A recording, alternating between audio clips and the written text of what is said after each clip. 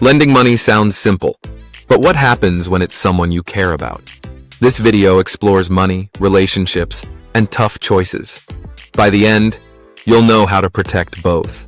Your friend calls, sounding desperate. They need help. You check your account, and technically you can lend them the money. But something inside you hesitates. It feels wrong to say no, but risky to say yes. You wonder, what if they never pay me back? That single question can change your relationship forever. Helping someone sounds noble. But when money enters the picture, emotions get tangled. Love, guilt, trust, and fear start playing tug-of-war inside your chest. Let's be clear, lending money isn't just about the cash. It's about emotional weight, power dynamics, and sometimes an invisible contract that's never spoken out loud. You don't want to hurt them. You don't want them to think you're selfish. And deep down, you may want to be seen as someone who shows up when it matters. But here's the truth. Saying yes without clarity can damage more than your bank balance. It can ruin the very relationship you're trying to protect. The problem isn't generosity, it's the silence that follows. When expectations aren't clear, misunderstandings grow like weeds between two people who once trusted each other. Maybe you've been there. You lent the money and weeks passed with no mention of repayment. Now, every text from them makes your stomach twist. Or maybe they did pay you back, but late, with excuses and a cloud of awkwardness that never fully lifted. It lingers every time you see them. Let's be real. Lending money to loved ones is one of the fastest ways to create resentment. And the sad part? No one plans for it to go wrong. But here's what no one tells you.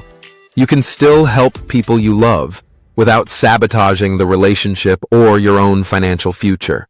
It starts with asking the right questions before opening your wallet. What are they really asking for?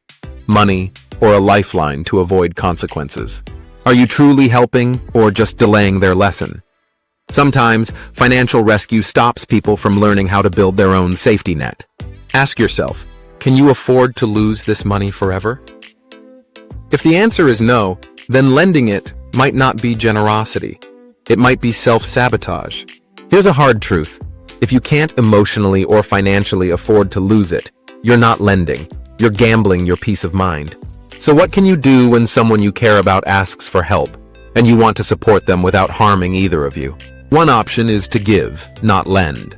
If you truly want to help and can afford it, frame it as a gift. No strings, no awkward repayments, just support. This approach protects the relationship. You're not expecting anything back. You're giving from a place of strength, not from obligation or fear. But maybe you're not comfortable gifting it. Maybe it's a larger sum. Then what? Then you treat it like a business transaction, with respect and clarity. Yes, even with friends or family, especially with them. Because emotions are higher and boundaries are often blurrier, so you need structure. Start with a simple agreement. On paper, with repayment terms, deadlines, and consequences. It's not about distrust, it's about mutual understanding. Most people avoid this step because they think it'll make things weird. But you know what really makes things weird? Broken trust and unpaid loans. Writing it down actually reduces tension. It shows maturity. It says, I respect you and our relationship enough to be clear. And if they resist the idea of a written agreement, ask yourself, why? If they don't plan to break their word, why would they fear documenting it? Clarity is kindness.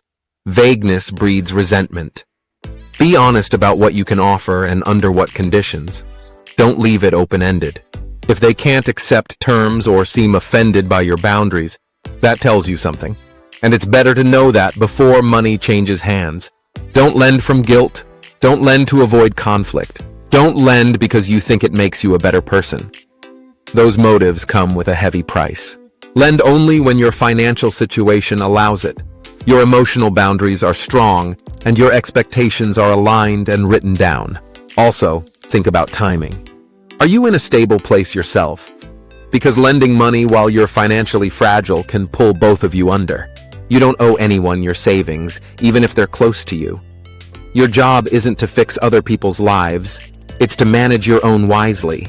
There's also this. Lending can create a shift in power.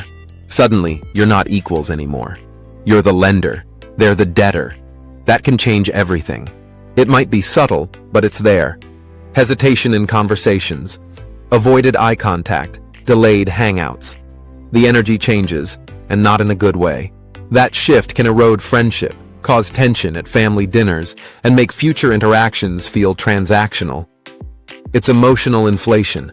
So ask, is your relationship strong enough to survive this transaction? And are you strong enough to let go of the outcome if it goes wrong? Because if you lend and things fall apart, will you resent them forever?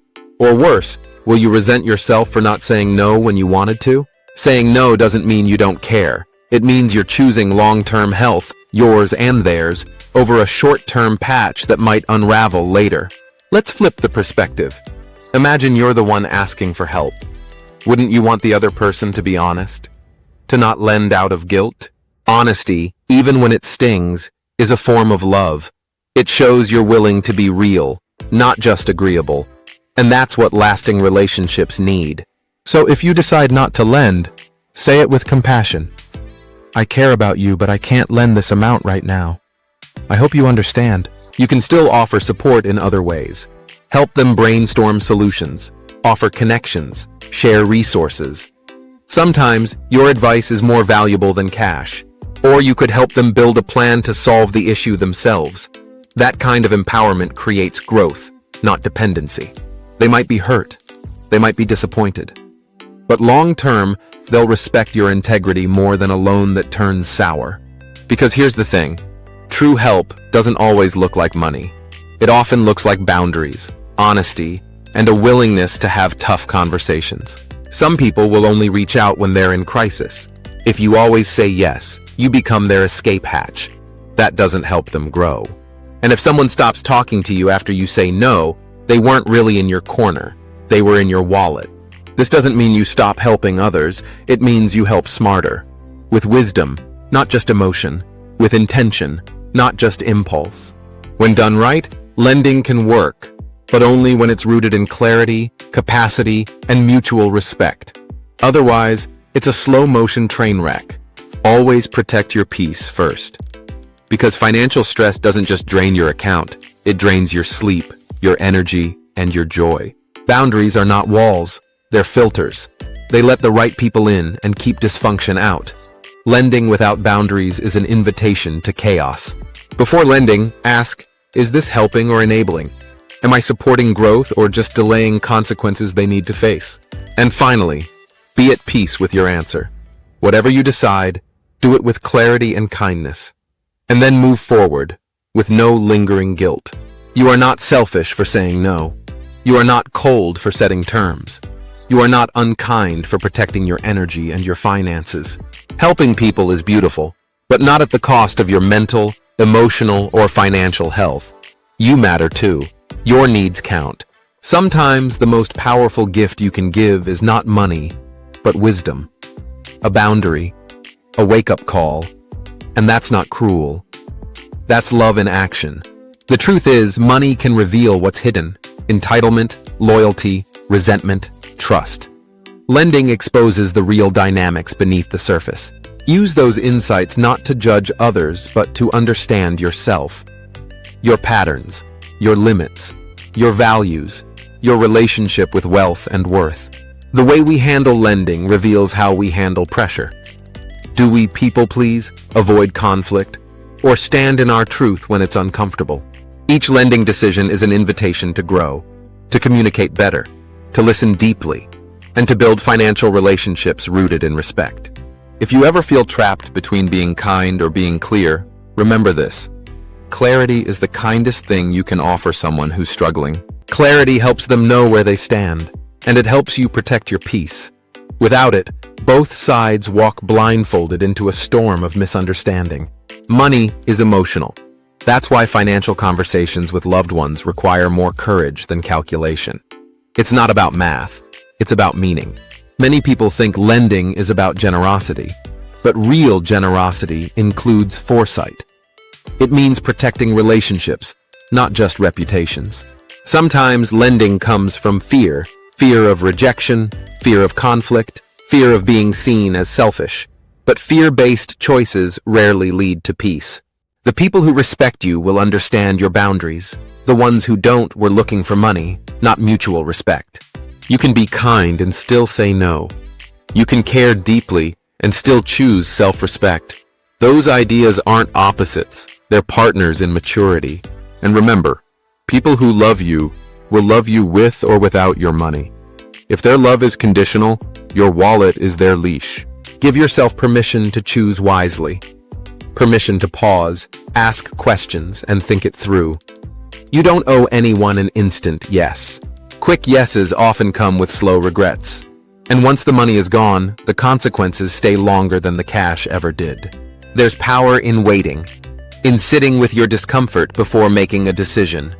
Clarity often arrives in stillness, not speed. Some people may pressure you, but I need it now. Urgency is a manipulation tactic when someone doesn't want you to think clearly. True emergencies deserve compassion, but not blind action. A moment of pause could save you months or years of regret and emotional stress. Even when you choose to lend, check your motives. Are you trying to be the hero? Are you hoping to earn approval, love, or gratitude? Money doesn't buy emotional safety. It can't fix broken dynamics. Lending with hidden expectations is a recipe for disappointment. You're allowed to say, "Let me think about it." That sentence buys you time to examine your heart, your finances, and your boundaries. Not every cry for help is yours to answer.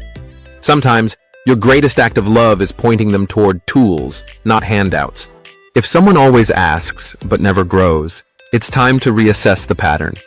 Repetition without growth is not a cry for help. It's a refusal to change. The best help empowers, not rescues. If your loan becomes a lifeline that traps them in dependence, you're not saving them. You're sinking with them. And if you're afraid they'll be mad if you say no, ask yourself, why is their anger more important than your peace? Being emotionally responsible doesn't mean carrying other people's weight. It means knowing where you end and they begin. You are not cold. You are conscious. You are not selfish. You are self-aware. You're learning to love people without losing yourself in the process. Lending money should never come from pressure, guilt, or impulse.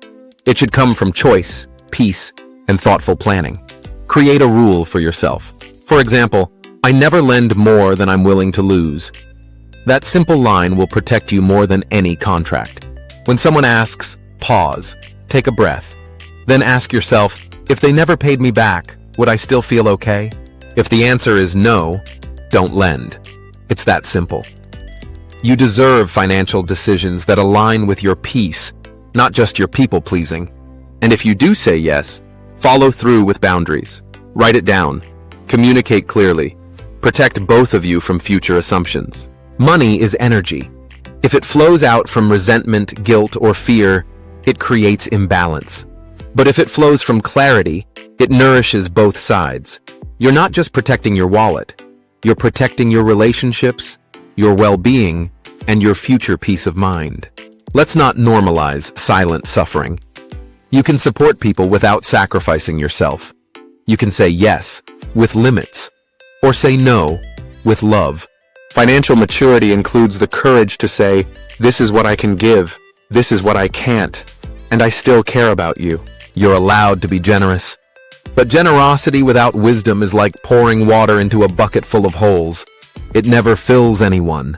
You have permission to shift your mindset. From guilt to guidance. From pressure to peace. From rescuing to respecting. Real love holds people capable, not helpless. When you trust someone's strength, you stop trying to be their savior. Don't let money become the wedge that splits a lifelong bond. Be honest up front, even if it feels uncomfortable. Comfort will follow truth. And if a relationship ends because you didn't lend them money, was that really a relationship worth saving? Every decision shapes your financial identity. Will you choose clarity over conflict? Boundaries over burnout? Wisdom over wounds? Money doesn't lie. It reveals.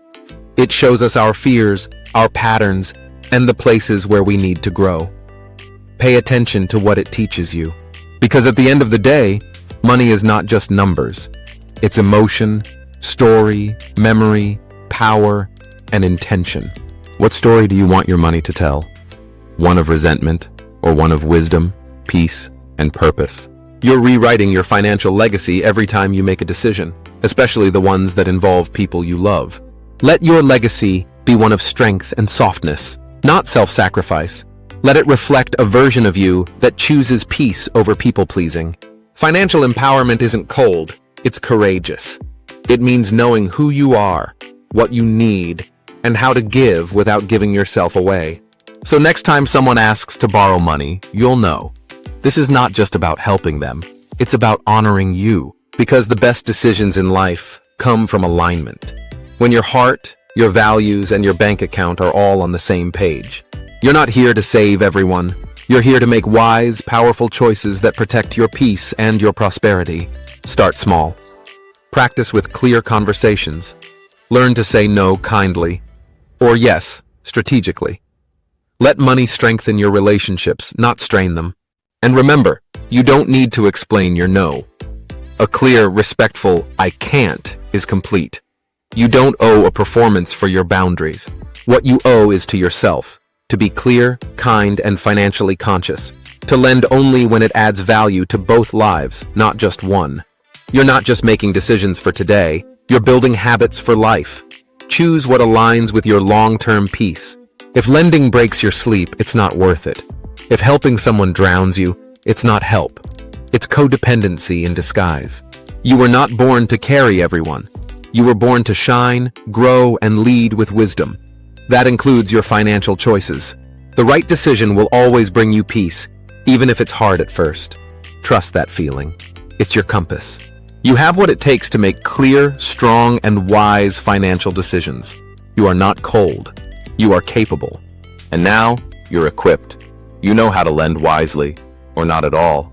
And most importantly, how to honor yourself through it all. Subscribe so you can learn how to change your mindset and your money to build wealth.